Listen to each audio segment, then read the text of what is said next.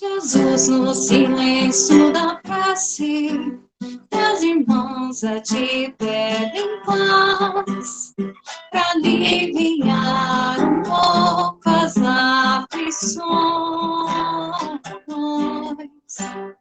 Senhor, enxugai nosso pranto, precisamos do teu amor. Sentir tua presença envolver nossos corações. Por isso, vem, Jesus. Ir ao teu encontro, queremos te seguir e afastar o mal da terra e acabar de vez com a guerra e caminharmos juntos uma luz.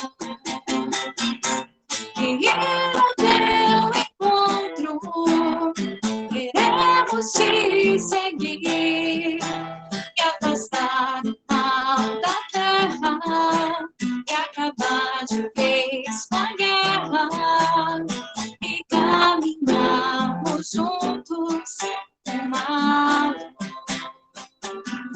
Sejam todos bem-vindos a mais uma reunião pública do modo virtual.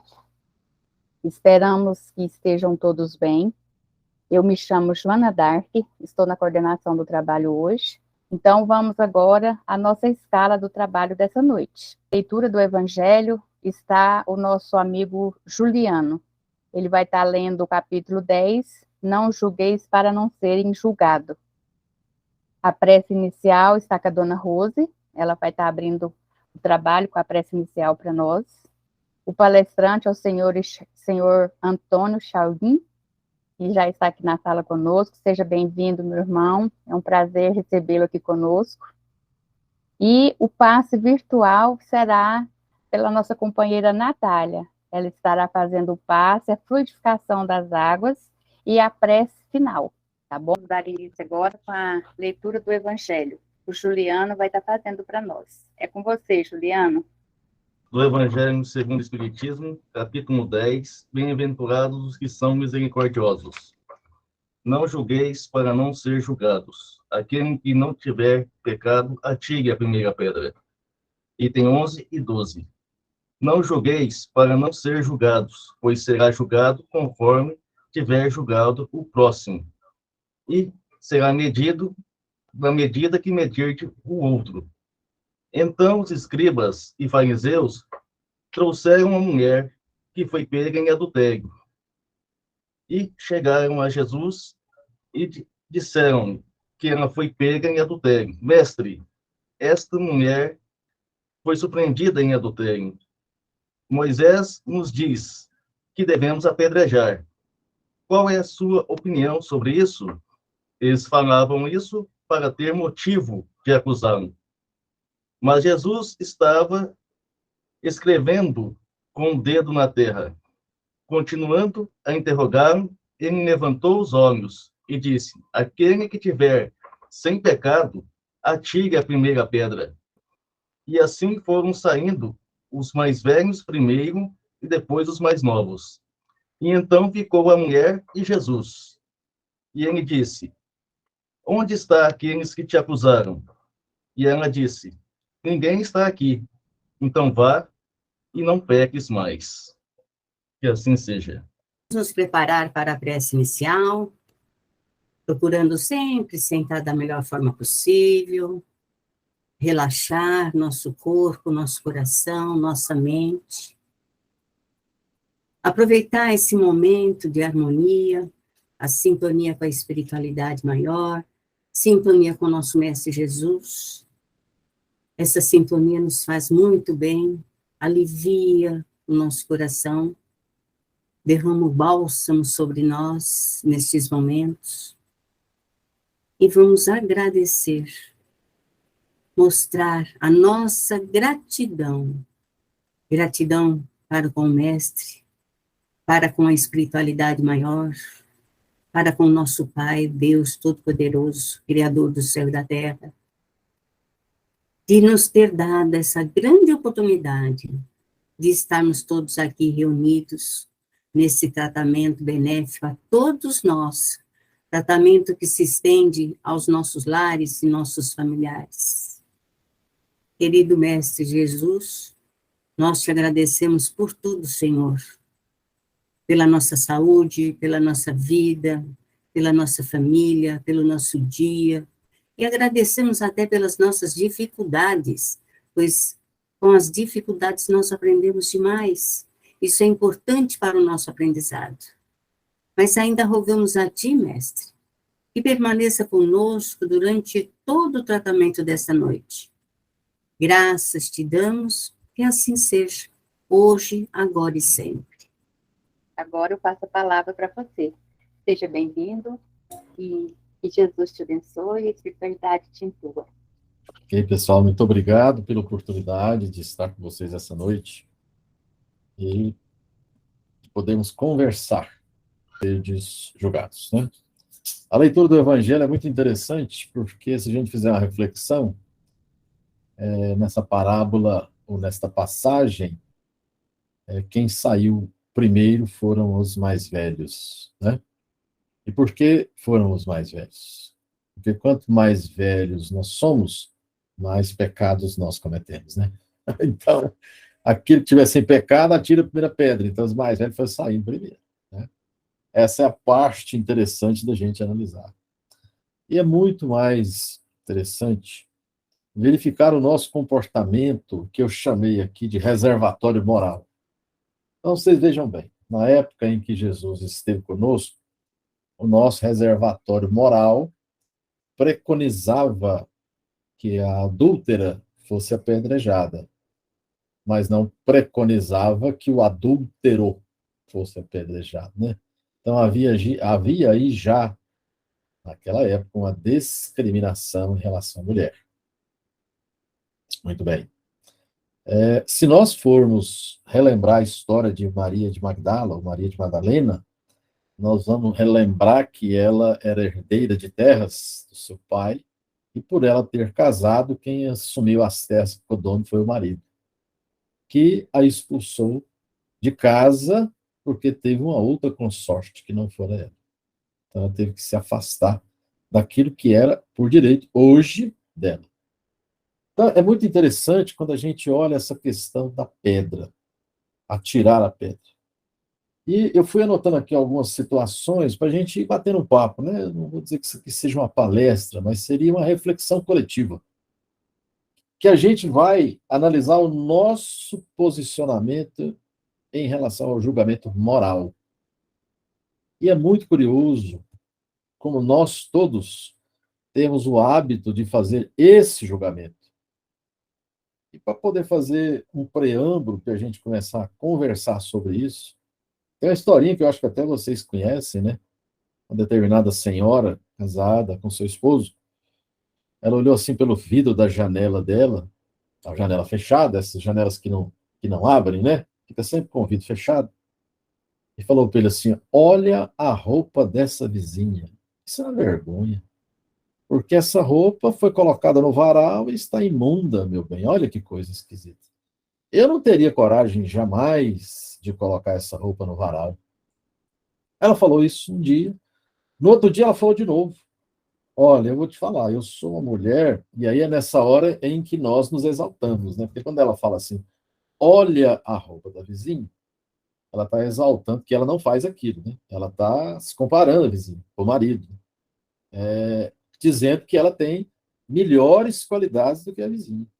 Então, no segundo dia, ela falou, olha, meu bem, a roupa continua suja, e está mais suja ainda. Depois de 4 dias, quando chegou no sábado, né, que ela sentou no mesmo lugar, aí ela olhou pela janela e falou novamente.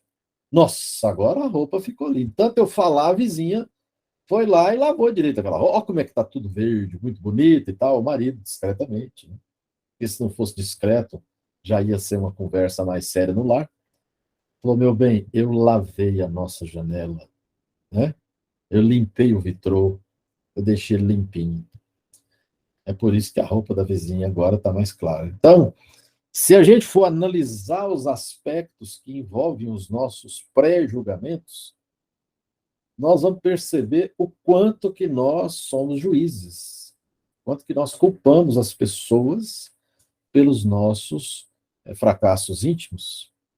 E é muito interessante também analisar que todas as vezes, gente, é incrível como isso acontece em nossas vidas. Todas as vezes que nós julgamos um companheiro nosso, ou conhecido, ou amigo, ou familiar, ou parente, todas as vezes que nós fazemos um pré-julgamento, tipo o que eu quero falar? Olha, eu não faria jamais aquilo que o meu amigo ou a minha amiga fez. Comigo ia ser tudo diferente. Pode esperar que você vai ter experiência de viver aquilo. Para que você possa analisar a si mesmo e ver qual seria o seu comportamento. Qual seria o seu posicionamento diante de uma dificuldade. Aí, o que foi acontecendo, então? Como nós somos espíritos eternos, e como nós reencarnamos e levamos para o túmulo as nossas conquistas, especialmente as morais, especialmente as espirituais, mas também as intelectuais que nós acumulamos, nós vamos mudando a nossa maneira de enxergar as pessoas, de ver os problemas. Então, o nosso reservatório moral é assim, lá atrás, nas nossas encarnações, a mulher que cometeu adultério tem que ser apedrejada. E a gente vem reencarnando. Olha, é proibido separar. Não pode haver a separação, né? Se separar, vai para o inferno. Então, dentro desse contexto da separação, que vai para o inferno, a gente tem o pensamento espírita que vai trazendo agora, nesse momento da nossa evolução, nessa passagem de um milênio para outro milênio, nós vamos entendendo o quê? Que quem casa somos nós encarnados. Quem escolhe a sua companheira ou o seu companheiro somos nós encarnados, espíritos encarnados. E nós temos uma tendência muito grande a transferir para a espiritualidade as responsabilidades que são nossas. E aí o que é mais fácil? Eu sou infeliz porque minha esposa me faz infeliz. Eu sou infeliz, é o julgamento, eu sou infeliz porque meu esposo é assim, é assim. Então nós temos no reservatório moral nosso de outras vidas tudo aquilo que nós vamos aceitando sem questionar, sem perguntar por quê. Na verdade, nós temos que perguntar para quê? Para que estamos tendo determinada experiência de aprendizado, de crescimento espiritual na nossa vida agora? E aí, o que acontece conosco? Não sei se acontece com você, já aconteceu comigo. Hoje eu sou mais vigilante, né? Mas já aconteceu comigo. Que é você chegar para um colega espírita e falar assim, ó, é a título de aprendizado, mas o João, o médio indisciplinado, eu vi ele bebendo, eu vi ele fazendo isso, eu vi ele fazendo aquilo. Não, mas eu não estou falando isso, não é porque eu sou fofoqueiro, não. É porque eu gosto de falar a verdade. O problema é que nós que falamos muito a verdade não conseguimos ouvir a verdade. E aí, todas as vezes que João fala de Pedro, nós sabemos mais do João e pouco do Pedro. Porque quanto mais o João fala, nós estaremos sabendo como ele é, porque quando falamos de alguém, nós projetamos quem somos. É só você observar o seguinte, algo que a gente aprendeu lá na infância. Todas as vezes que um amigo seu fala de outro amigo, desconfie, porque ele vai falar de você para outro também. A gente ouviu isso lá atrás, né? Mesmo que ele não fale de você agora, ele falará depois. E aí eu trouxe uma historinha aqui, que eu quero compartilhar com vocês. Eu vou ler, porque tem muita gente na sala aí, se é do Lipão Nosso, né? Se eu não ler, deixa eu ver. Deixa eu ver ela aqui, deixa eu ver se é do Lipão Nosso mesmo, peraí. É Jesus no Lar, do Chico Xavier. Então, é por isso que a gente é bom fazer as palestras virtuais, que a gente copia tudo, né, gente? É muito bom. Então, vamos lá. A lição 36 desse livrinho é fantástica. Então, eu vou ler para vocês. Ou vocês querem que eu projete aqui para todo mundo ler comigo? O que vocês preferem? Não, pode ler, Tá certo. tranquilo. Problema difícil. O problema difícil. Olha que interessante. Entre os comentários da noite, um dos companheiros mostrou-se interessado em conhecer a questão mais difícil de resolver nos serviços referentes à procura da luz divina. Em que setor da luta espiritual se colocaria o mais complicado problema? É a pergunta. Depois de analisar, de assinalar variadas considerações ao redor do assunto, o mestre fixou no semblante uma atitude profundamente compreensiva e contou. Um grande sábio possuía 3 filhos jovens, inteligentes e consagrados à sabedoria. Em certa manhã, eles altercavam o propósito do obstáculo mais difícil de vencer no grande caminho da vida. Então, estava ali conversando, qual que é o obstáculo, qual que é o propósito mais difícil da gente vencer na nossa jornada da vida. No auge da discussão, prevendo talvez consequências desagradáveis, o pai, o genitor, benevolente, chamou-os a si e confiou-lhes curiosa tarefa. Iriam os 3 ao palácio do príncipe governante, conduzindo algumas dádivas que muito lhes honraria o espírito. De rico vaso de argila, honraria o espírito de cordialidade e gentileza. Então, aí, cada um vai levar, o trio, os 3, cada um vai levar uma coisa. O primeiro será o portador de rico vaso de argila preciosa. O segundo levaria uma corça rara. O terceiro transportaria um bolo primoroso da família. O trio fraterno, até aí está tudo fraterno, recebeu a missão com entusiástica promessa de serviço para a pequena viagem de 3 milhas.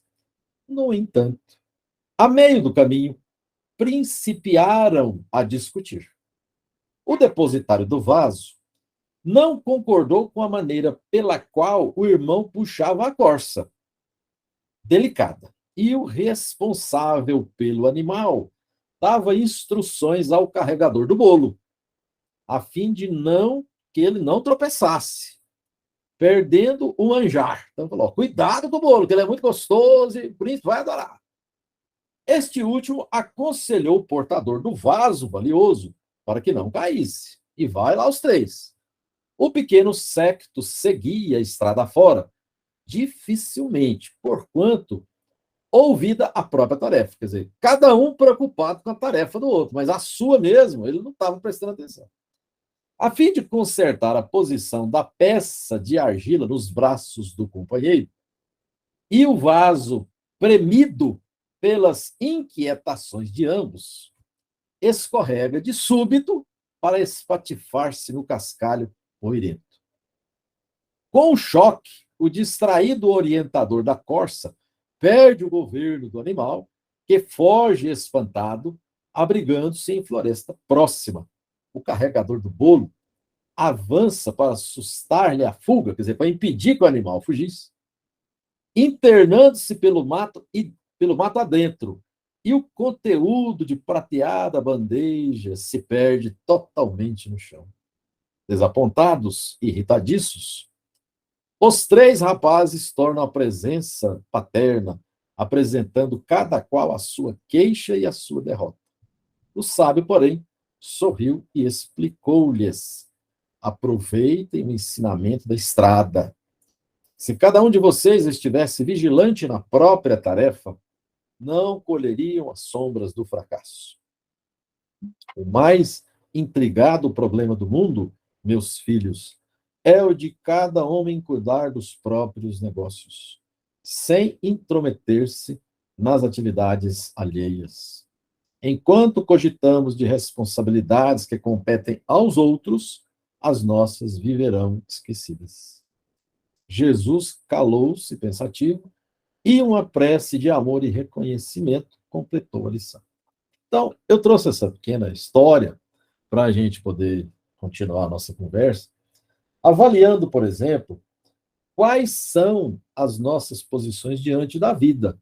Cada um de nós, gente, tem no reservatório moral o sentimento que traz de outras vidas. Eu vou compartilhar com vocês, não vou falar o nome, então posso contar a história. Né? Eu fui visitar um amigo muito querido em Belo Horizonte. Aquele amigo, assim, de 92 anos, lúcido, cujo qual eu respeito muito, eu considero ele como um pai querido, e a minha esposa lá visitar ele. Quando nós chegamos, ele foi fazer o culto no lar e convidou várias pessoas. Dentre as pessoas, haviam duas jovens, muito discretas, assim, uma certa, mantiveram uma distância bem discreta uma da outra, mas quando elas saíram, ele falou assim, isso é um desvio espiritual. Isso é um desequilíbrio de um espírito encarnado, onde já se viu uma jovem viver com a outra jovem. Eu não aceito isso, viu, Antônio? Isso é um trem que eu não consigo aceitar. Aí minha esposa falou assim, o que você vai falar nessa hora, né? Eu pensei lá no Chico Xavier, o Emmanuel falando para ele, né? Ó, se você não tem nada de útil para falar, cala. Por quê?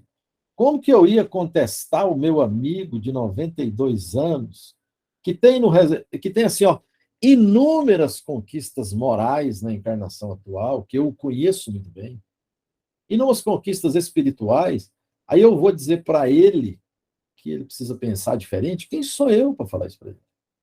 Então, muitas vezes, nós julgamos os pais de filhos que têm relações homoafetivas. Quem somos nós para fazer esses julgamentos? Porque vocês já viram que uma mãe ela vai deixar de amar o seu filho porque ele é homoafetivo? Deus, na sua bondade infinita, deixa de nos amar porque nós somos pessoas com inúmeros defeitos morais e espirituais. Então, quando a questão de você precisar olhar o seu próximo, você precisar de não fazer julgamentos, eu reservei aqui, como o meu tempo vai indo rápido, eu reservei aqui 3 coisas, depois se precisar eu volto lá atrás, se tiver mais tempo.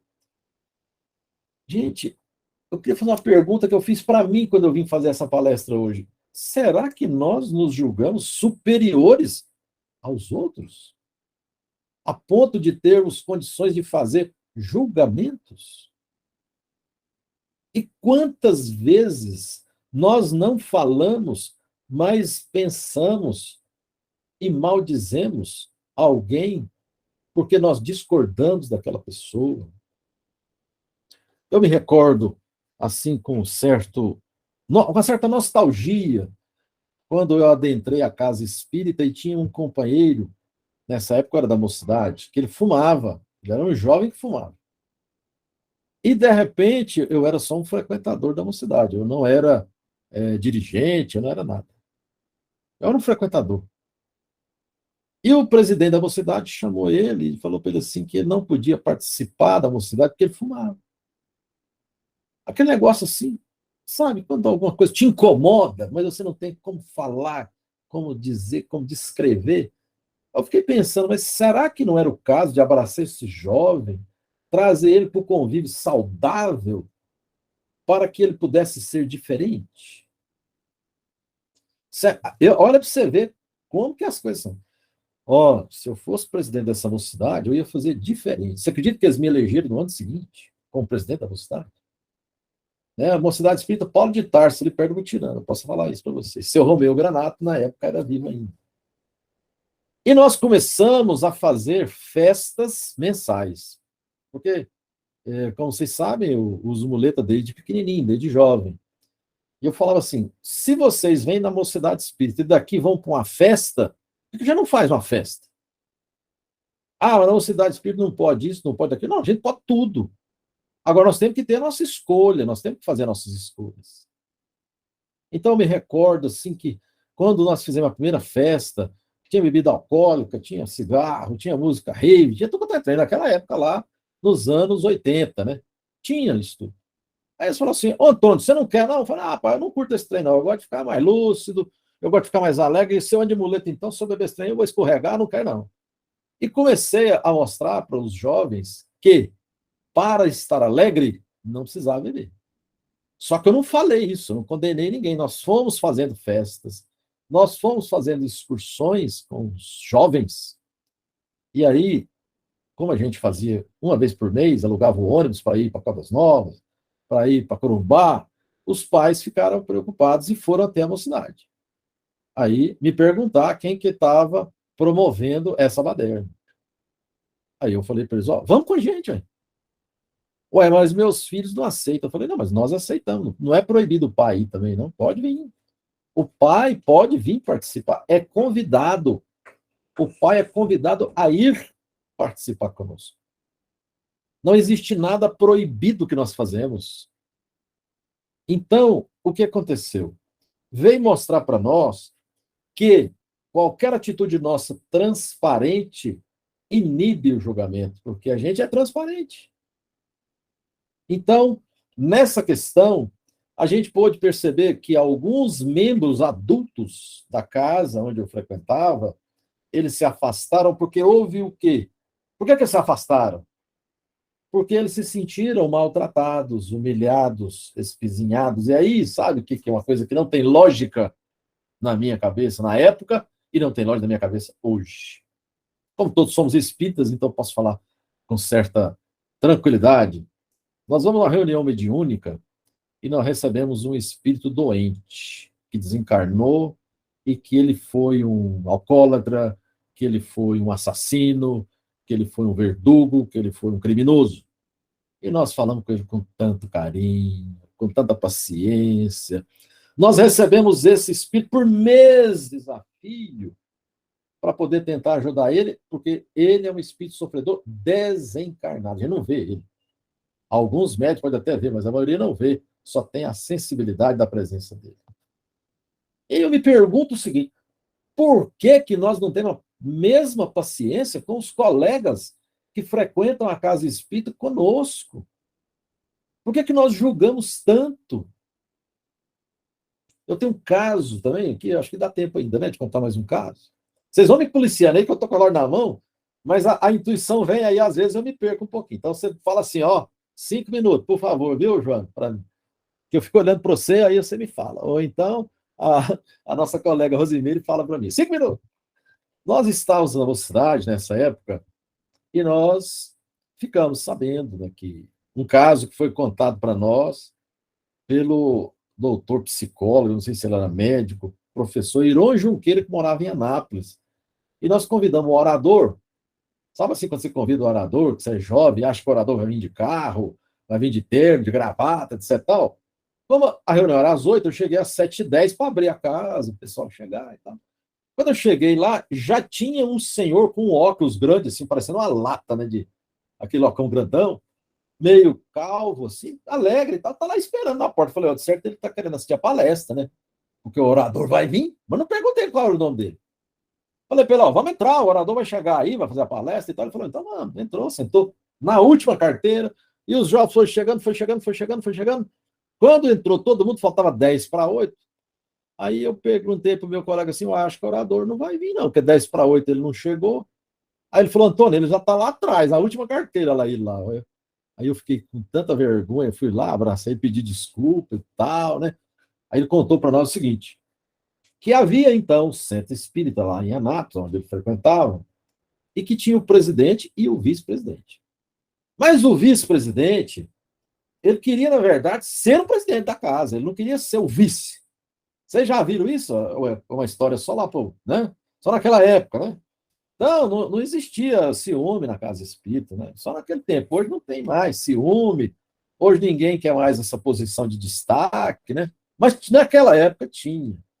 E aí, o vice-presidente saiu da casa espírita e foi embora. O presidente, coincidentemente, passou perto dele de carro. Muito bem. Ele viu ele passando, não deu muita atenção, mas lá na frente ele entrou numa rua que era um prostíbulo. Só tinha prostíbulo. Vai lá. Aí ele falou assim, uai, mas o presidente entrando aqui nessa rua? Não, vou atrás dele, né? Vou atrás dele. Chegando próximo a uma das casas de prostituição, ele não teve coragem de entrar. mas o presidente parou o carro e entrou a casa. Bom, esse vice-presidente, eu sei os nomes tudo, mas não vou contar para vocês. Esses vice-presidentes, então, na próxima semana, ele chegou assim, na reunião, na casa espírita, e ele olhava para o presidente com aquele olhar assim de acusação. Sabe quando você julga e condena alguém e olha com o olhar de acusação? Ele fez isso. Ele olhava já com o olhar de acusação. Aí, ele inadvertidamente comentou com alguns colegas, né? A gente não faz isso, né, gente? Não é verdade? A gente não, nós somos, ó, é um túmulo. Mas ele comentou com alguns colegas que ele estava desconfiado que o presidente não tinha competência para dirigir a casa pelo seu comportamento duvidoso. Muito bem. Os colegas, então, fizeram um desiderato, tramaram uma situação. Quando ele fosse para lá, naquela noite, não iria apenas o vice-presidente, iria mais 2 homens de moral elevada, esse homem assim, sabe? Para ver e para desmascarar o presidente. Muito bem. Seguiram o carro dele, pararam na distância considerável e viram que ele desceu do carro e entrou em um dos prostíbulos. Falou, é agora, vamos lá. Aí, quando ele adentraram o prostíbulo, tinha aqueles quartinhos que eles contaram, tinha um quartinho, tinha porta, sei lá, e perguntou para a pessoa que era da portaria, cadê aquele homem que entrou aqui? Qual quarto que nós queremos falar com ele agora? Aí o homem ficou assustado, porque tudo ali é segredo. Ó, moça, eu não posso contar. Ou você conta ou não chama a polícia. Aí o homem chegou e falou, foi nesse quarto aqui, já que vocês estão desse jeito violento, né? Então, quando o vice-presidente pegou assim e abriu a porta com aquela energia, seu safado! Aí ele parou. Ele ficou estático. E os outros também.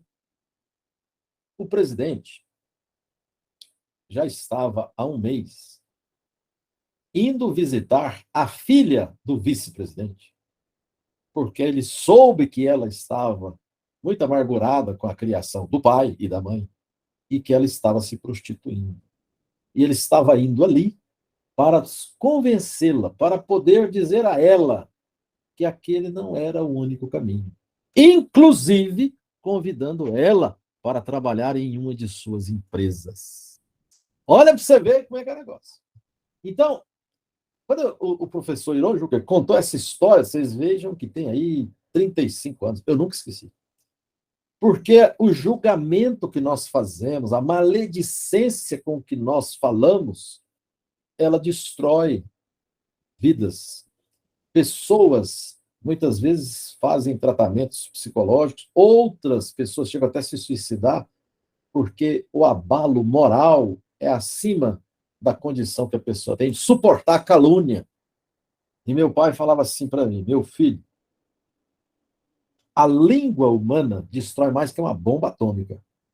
Porque a língua humana, ela espalha a angústia, ela espalha a mágoa, ela espalha o rancor, primeiro do que a pessoa tem chance de dizer que ele não fez aquilo. Então, gente, Paulo fala aos Romanos sobre o juiz da moral, o juízo da moral no comportamento das pessoas. Então, para encerrar os meus 5 minutos, como eu falei aqui, 1h30 ou 2, mas vocês tinham que me cortar para que a gente pudesse falar sobre o padrão de nossos pensamentos. Padrão. E eu lembro do Chico e Emmanuel. Ó, eu não posso dar para vocês nenhuma receita de bolo, mas vou dizer o seguinte. Jamais nos coloquemos como juízes das pessoas. Jamais condenemos nenhum lar. Jamais façamos de nossos familiares o boi de piranha. Sabe o que é boi de piranha? Sabe, né? É aquela pessoa que nós elegemos para ser o mais ruim da família, e é aquele que mais precisa de nós. Porque enquanto nós falamos dele, nós não falamos de ninguém, porque ele é o alvo dos nossos tiros, das nossas falas, digamos assim, de tudo aquilo que está no nosso coração. Então, padrões de pensamentos é amor. Sejamos espíritos lúcidos, amorosos, respeitemos a condição de cada um de nossos semelhantes e vivamos com simplicidade. Para encerrar meus 3 minutos, que eu estou marcando agora, 3 minutos. Muitas vezes, nós temos em nossos guarda-roupas roupas que nós usamos com 14 anos, 13, 15, guardadas, a gente não sabe para quê. Que nem vai servir mais, nem se emagrecer não serve. Assim é a mágoa. Não guardemos mágoa, não guardemos rancor. Joguemos fora tudo aquilo que não serve para nós. Tudo que não for amor, joga fora. Eu agradeço imensamente o convite que me foi feito, porque quando eu falo para vocês, eu me lembro desse negócio do espelho côncavo, né? Que é assim, né? Tipo assim. Quando eu falo para vocês, eu estou falando para mim, eu tenho que pensar para falar. E eu agradeço imensamente a oportunidade desse bate-papo, desse diálogo, e agradeço ao Mestre Jesus pela oportunidade que eu estou tendo de refletir sobre a vida, sobre o posicionamento. Há algum tempo, eu pergunto sempre ao meu anjo de guarda: para que estou passando por isso? Tem um motivo. Eu aceito, mas sou resiliente. Quero tentar ser melhor. Posso até não conseguir, mas eu quero tentar. Muita paz. Muito obrigado pela oportunidade. Que Jesus nos abençoe a todos. Que assim seja. Nós aqui agradecemos, Antônio. Dá vontade de ficar a noite inteira te ouvindo. Mas foi muito boa o seu bate-papo conosco. Esperamos receber você mais vezes, tá, dona Rosa? Já põe aí na programação para ele estar voltando novamente para estar falando conosco. Muito obrigada e gratidão a você. Agora a gente vai passar para o passe e a fluidificação das águas com a nossa companheira Natália. E, primeiramente, vamos agradecer o nosso palestrante de hoje, com essa linda palestra para a nossa reflexão. Muito obrigada. Então, vamos nos preparando, fechando os olhos, elevando nossos sentimentos, acalmando os nossos corações, e elevando até o Mestre Jesus nossos pensamentos, nossos corações. Então, vamos colocar na nossa tela mental uma grande luz que vai se aproximando,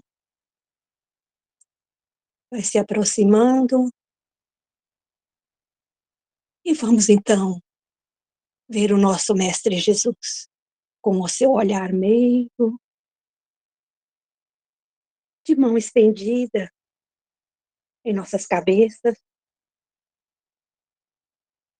nos envolvendo com a sua luz, trazendo até nós muita paz, uma sensação de estarmos sentindo um grande abraço. E a sua luz que nos envolve, todos nós, vai nos retirando tudo aquilo, tudo que nos traz desconforto, dores, desequilíbrios, todo aquele mal-estar vai desaparecendo. O seu amor, a sua luz, o amor do Mestre, que penetra em todos nós, nos tornando mais leve, mais livre, de tudo aquilo que nos traz, que nos atrapalha, que nos traz esse mal-estar, vai se retirando. Vamos sentindo uma grande paz, com o coração cheio de gratidão, nos retirando todas as dores, todo o desconforto, todo o desequilíbrio. Ó Senhor, obrigada, muito obrigada por tudo, Senhor Jesus. Assim seja. Obrigada. Então vamos fazer a fluidificação das águas, continuando então com o nosso querido Mestre Jesus. Vamos pedir a Ele que permita os nossos amigos espirituais, o grupo André Luiz, que nos assiste, está junto de nós, eles possam trazer do alto, dos laboratórios do alto, da natureza, o remédio, o fluido, os fluidos, para a cura do nosso corpo físico e nosso espírito. Que seja colocado nesta água, nos copinhos, nos filtros, nos hospitais, nas caixas d'água, nas nascentes, sejam colocados esses remédios, esses bons fluidos, para a cura do nosso corpo e do nosso espírito.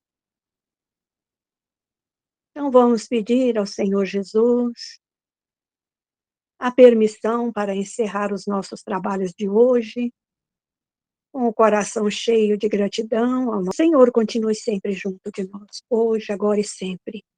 Que assim seja. Que assim seja. Que assim seja.